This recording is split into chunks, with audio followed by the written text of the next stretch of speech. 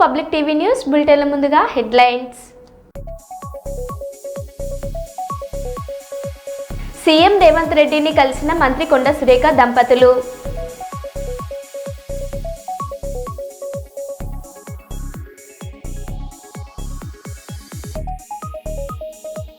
గోవా సముద్ర తీరంలోని ఐఎన్ఎస్ విక్రాంత్లో ప్రధాని మోడీ దీపావళి వేడుకలు.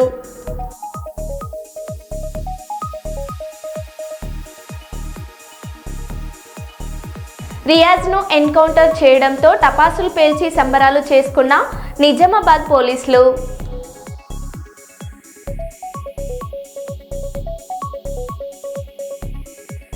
సున్నం చెరువు పరిధిలో హైదరాబాదీతులతో కలిసి దీపావళి పండుగ సెలబ్రేట్ చేసుకున్న కేటీఆర్.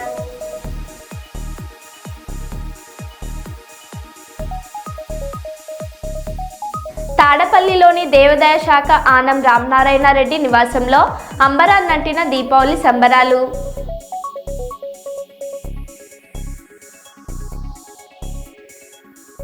ఇక వివరాల్లోకి వెళ్తే, రియాజ్ను ఎన్కౌంటర్ చేయడంతో టపాసులు పేల్చి సంబరాలు చేసుకున్న నిజామాబాద్ పోలీసులు. సిటీలో పలు చోట్ల బాంబులు పేలుస్తూ హర్షం వ్యక్తం చేసిన ప్రజలు ఉదయం 10:50 గంటల సమయంలో ఆసుపత్రిలో కానిస్టేబుల్ దగ్గర తుపాకీ గుంజుకోబోతుండగా వెంటనే కాల్పులు జరిపి హతమార్చిన ఏఆర్ పోలీసులు.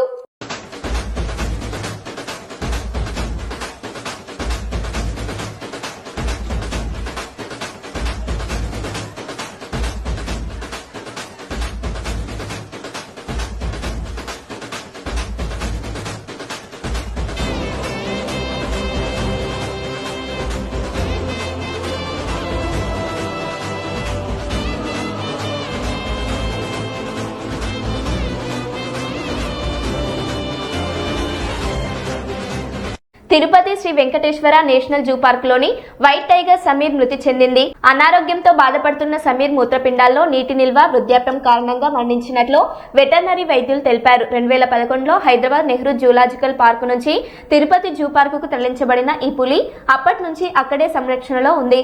సమీర్ మృతిపై జూ పార్క్ అధికారులు విచారం వ్యక్తం చేశారు.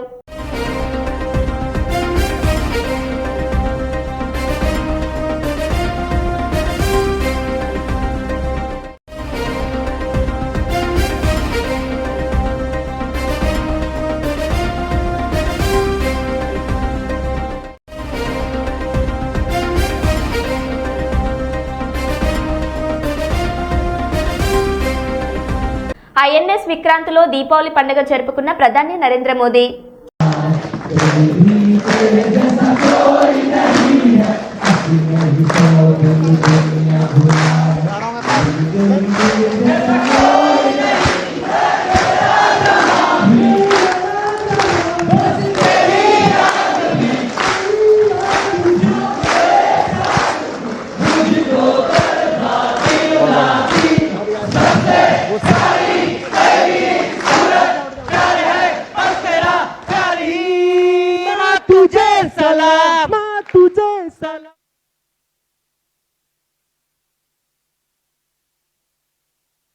मेरे दिन बचपन के खेल वो आंगन का उघराया आंचल का उनका बादल।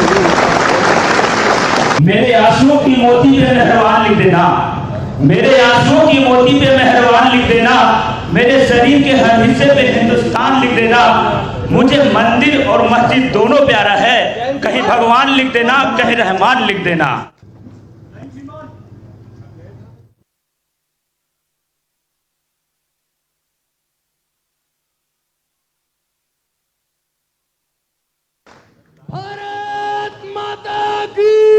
సీఎం రేవంత్ రెడ్డిని కలిసిన మంత్రి కొండ సురేఖ దంపతులు. జూబ్లీహిల్స్ లోని ముఖ్యమంత్రి నివాసంలో భేటీ. కొండ దంపతులను సీఎం నివాసానికి తీసుకెళ్లిన డిప్యూటీ సీఎం బట్టి విక్రమార్క, టీపీసీసీ అధ్యక్షుడు మహేష్ కుమార్ గౌడ్.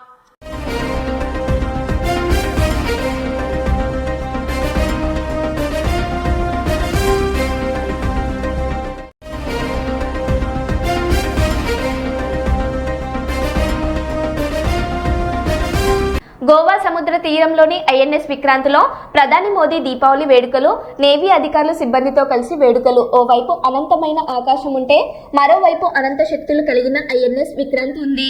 సముద్ర జలాలపై పడే సూర్యకాంతులు దీపావళి వెలిగించే దీపాల్లాంటివి. ఐఎన్ఎస్ విక్రాంత్లో దీపావళి జరుపుకోవడం గర్వంగా ఉంది అని ప్రధాని మోదీ అన్నారు. हमें गर्व है कि पिछले एक दशक से हमारी सेनाएं तेजी से आत्मनिर्भरता की ओर कदम बढ़ा रही है। हमारी सेनाओं ने हजारों ऐसे सामानों की लिस्ट बनाई और तय किया कि अब ये सामान बाहर से नहीं मंगवाया जाएगा। नतीजा ये हुआ कि सेना के लिए जरूरी ज्यादातर साजो सामान अब देश में ही तैयार होने लगा है। पिछले 11 वर्षों में हमारा डिफेंस प्रोडक्शन 3 गुना से ज्यादा हो गया है। पिछले साल तक ये रिकॉर्ड 1.5 लाख करोड़ रुपए से अधिक पहुंच गया है। मैं एक और उदाहरण देश को बताना चाहता हूं। 2014 से अब तक भारतीय शिपयार्ड से नौसेना को 40 से ज्यादा स्वदेशी युद्धपोत और पनडुब्बियां मिले हैं।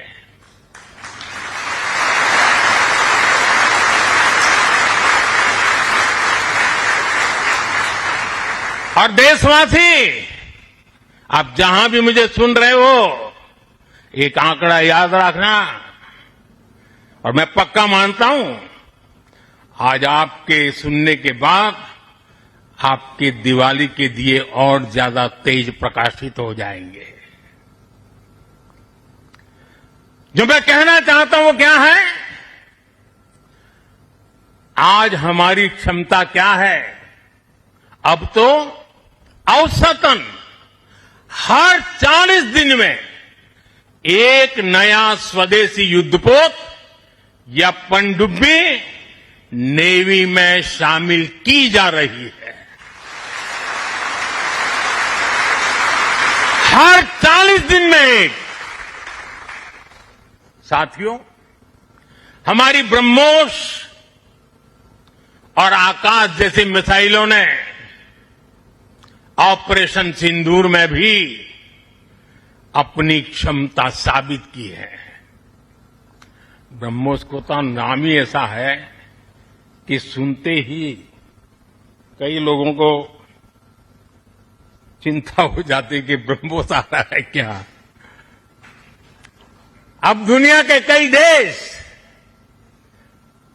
इन मिसाइलों को खरीदना चाहते हैं। मुझे विश्व के जो भी लोग मिलते हैं उनकी इच्छा एक होती है कि हमें भी मिल जाए। भारत तीनों ही सेनाओं के लिए हथियार और उपकरण एक्सपोर्ट करने की क्षमता बिल्ड कर रहा है। हमारा తాడేపల్లిలోని దేవాదాయ శాఖ ఆనం రామనారాయణ రెడ్డి నివాసంలో అంబరాన్నంటిన దీపావళి సంబరాలు. కుటుంబ సభ్యులతో కలిసి దీపావళి సంబరాల్లో పాల్గొన్న మంత్రి ఆనం రామనారాయణ రెడ్డి.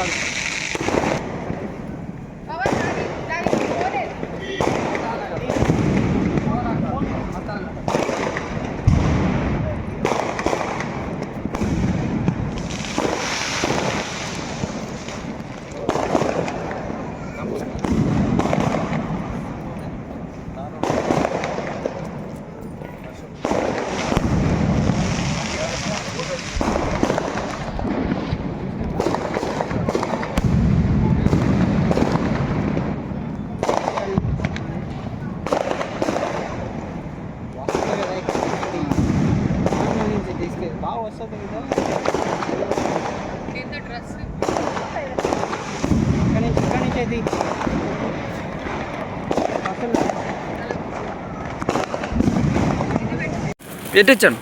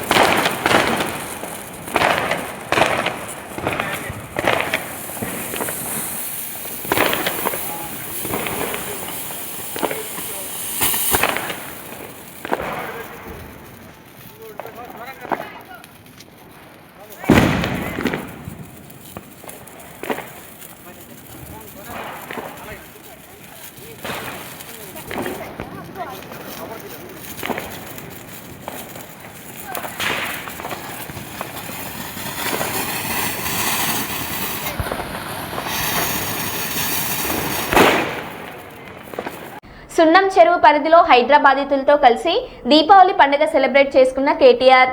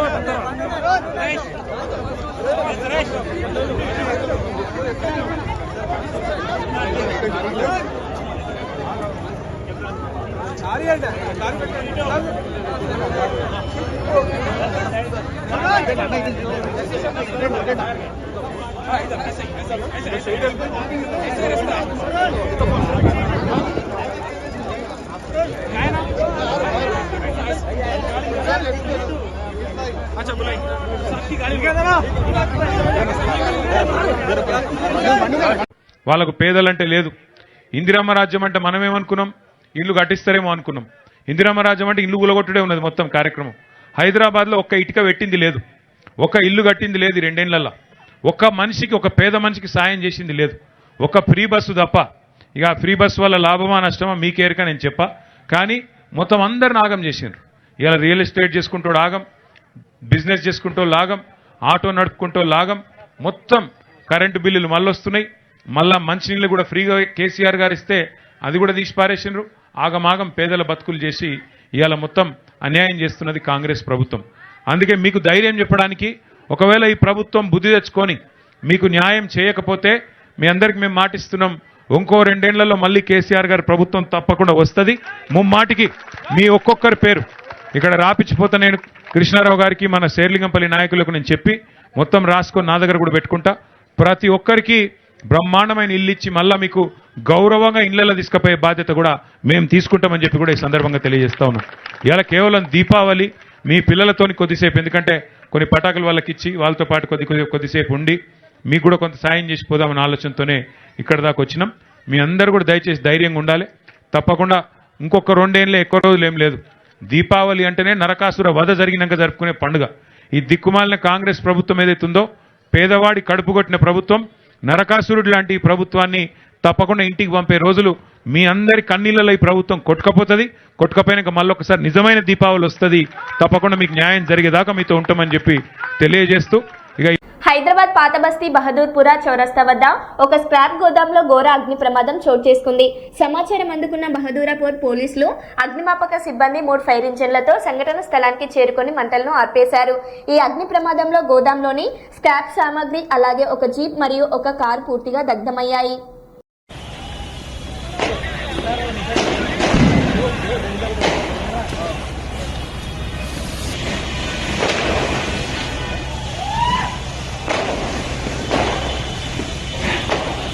కేవలం 15 నిమిషాల్లోనే మేము ఆర్క్లోర్ మిట్టల్ కంపెనీతో ఒప్పందం కుదుర్చుకున్నాం. ఇప్పుడు ఆ సంస్థ విశాఖపట్నంలో భారత్లోనే అతిపెద్ద స్టీల్ ప్లాంట్ని నిర్మిస్తుందని సిడ్నీలో మంత్రి నారా లోకేష్ అన్నారు.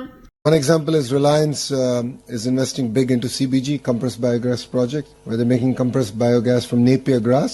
And I have the energy minister on the group. I have the minister for revenue, which is land, on the group because they're going to take land on lease from government and actually want to grow grass.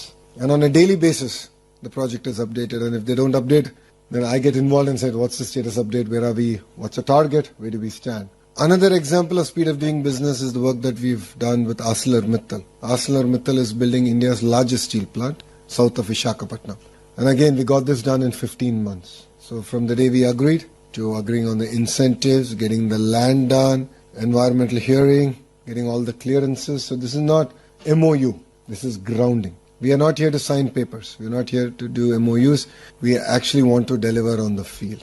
So the 120 billion that was actually explained and the marquee brands that are coming to invest are all being grounded in our state. The 120 billion have been agreed upon only in the last 16 months. So that's the pace at which we are moving in Andhra Pradesh. And if there's one thing that I can compete with the other states on, it's going to be speed of doing business. So in the past you've heard of ease of doing business. So now we mean speed of doing business. There were days when we've cleared proposals in 3 days. So there are 3 layers where they get approved. One is SIPC and SIPB, and then the cabinet. It happened in 3 days. So that's the pace at which we're willing to work, and we're really excited of getting your business done in Andhra Pradesh. నేర్మేట్లో పంజా శ్రీకాంత్ యాదవ్ ఆధ్వర్యంలో నేర్మేట్ old village బొడ్రాయి సమీపంలో ఘనంగా సదర్ ఉత్సవాలు జరిగాయి. పంజా శ్రీకాంత్ యాదవ్ మాట్లాడుతూ గత 17 సంవత్సరాలుగా ఈ సదర్ ఉత్సవాలను ఘనంగా జరుపుకుంటున్నందుకు చాలా సంతోషంగా ఉంది. నా మిత్రుల ప్రోత్సాహం కూడా నాకు ఉత్సాహాన్ని కలిగించి ఈ స్థాయికి రావడం గర్వంగా ఉంది. దీపావళి సందర్భంగా యాదవ సంఘం సదర్ ఉత్సవాలు నిర్వహిస్తున్నామని సంఘం పెద్దలు ఈ నెల 22న సదర్ నేర్మేడ్ నుండి వినాయక్ నగర్ మరియు మల్కాజ్గిరి వరకు జరిగే ఉత్సవానికి ఆహ్వానం పలికారు.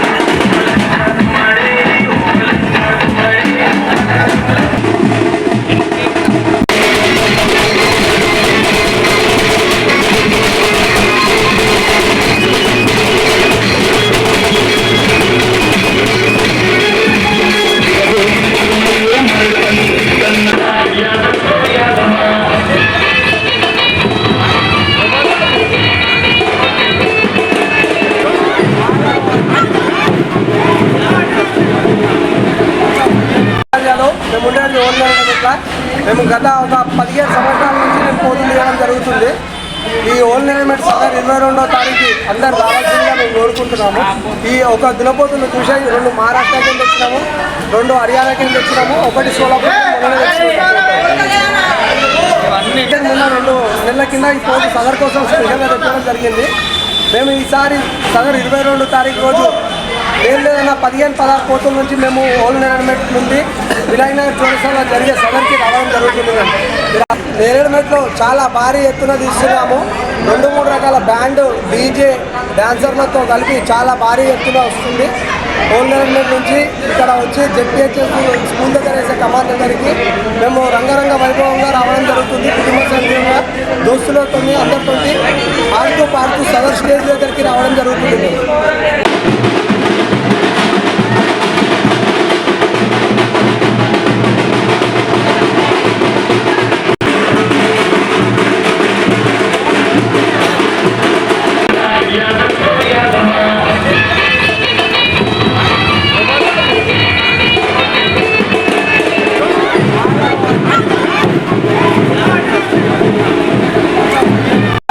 మేము ఉండేది ఓల్డ్ నెరమెట్ల. మేము గత ఒక 17 సంవత్సరాల నుంచి మేము పోటీ చేయడం జరుగుతుంది. ఈ ఓల్డ్ నెరమెట్ సదర్ 22వ తారీఖు అందరు రావాల్సిందిగా మేము కోరుకుంటున్నాము. ఈ ఒక దినపోతులు చూసే 2 మహారాష్ట్రకి తెచ్చినాము, 2 హర్యానాకి తెచ్చినాము, 1 సోలాపూర్. నిన్న 2 నెలల కింద ఈ పోటీ సదర్ కోసం స్పెషల్గా తెచ్చడం జరిగింది. మేము ఈసారి సదర్ 22వ తారీఖు రోజు లేదన్నా 15-16 పోతుల నుంచి మేము ఓల్డ్ నెరమెట్ నుండి వినాయక నగర్ చౌరస్తాలో జరిగే సదర్కి రావడం జరుగుతుంది. నేరేడుమెట్లో చాలా భారీ ఎత్తున తీస్తున్నాము. 2-3 రకాల బ్యాండ్, డీజే, డాన్సర్లతో కలిపి చాలా భారీ ఎత్తున వస్తుంది. ఓల్డ్ నేరేడుమెట్ నుంచి ఇక్కడ వచ్చి జెడ్పీహెచ్ఎస్ స్కూల్ దగ్గర వేసే కమాండ్ దగ్గరికి మేము రంగరంగ వైభవంగా రావడం జరుగుతుంది. కుటుంబ సంఘంగా దోస్తులతో అందరితో ఆడుతూ పాడుతూ సదర్ స్టేజ్ దగ్గరికి రావడం జరుగుతుంది.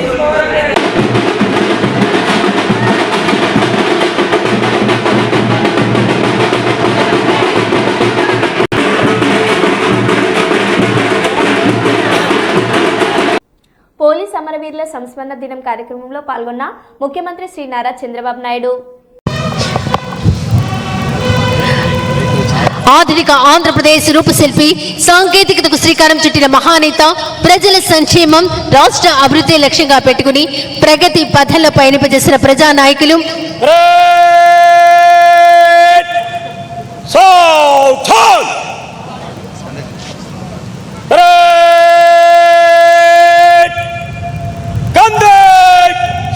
యువతకు ప్రేరణగా, ప్రజలకు ఆదర్శంగా నిలుస్తున్న నాయకులు మన రాష్ట్ర ముఖ్యమంత్రి వర్యులు గౌరవనీయులు శ్రీ నారా చంద్రబాబు నాయుడు గారు ఈనాటి పోలీస్ అమరవీరుల సంస్మరణ దిన పరేడ్ కార్యక్రమానికి విచ్చేశారు.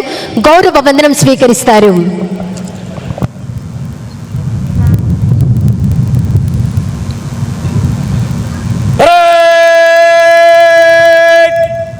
జనరల్ సల్యూట్, సలామే, శాస్త్ర.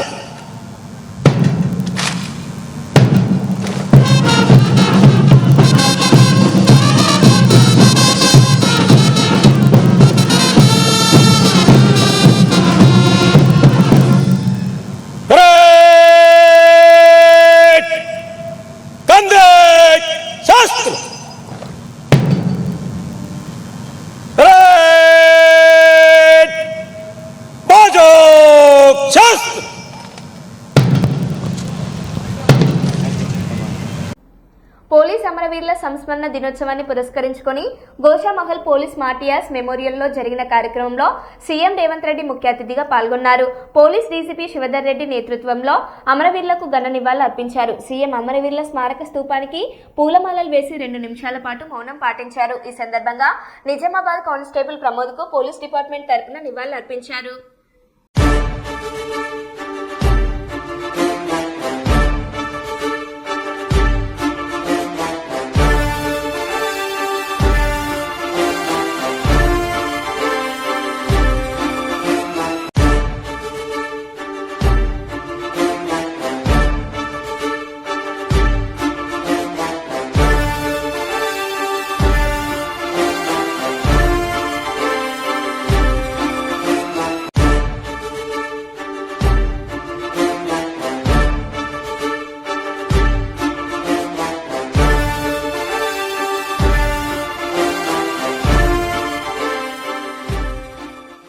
కొత్త వైన్ షాపుల దరఖాస్తు ఫీజు 2 లక్షల నుండి 3 లక్షలకు పెంచడంతో దరఖాస్తులు తక్కువగా వచ్చాయని, దీంతో గడువును వారం రోజుల పాటు పొడిగించారని హరీష్ రావు అన్నారు.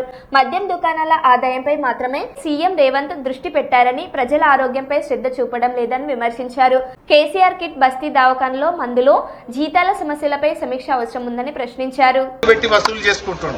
అరే ఆయన పైసలు తక్కువ వచ్చినాయి, అప్లికేషన్లు ఫుల్ రాలేదట. ఇప్పుడు అడగకుండానే ఇంకో వారం రోజులు ఎక్స్టెన్షన్ ఇచ్చిండు. అంటే ఇంకా కొన్ని అప్లికేషన్లు రావాలి, ఇంకా కొన్ని దుకాన్లు పెట్టాలి, ఇంకా పైసలు సంపాదించాలి, జనం తాగాలి, ఊగాలి, రేవంత్ రెడ్డి కిట్టి నిండాలి. గింతేనా నీకు? ప్రజల మీద సోయి లేదు. మరి కేసీఆర్ కిట్ ఎందుకు అంతలేదు?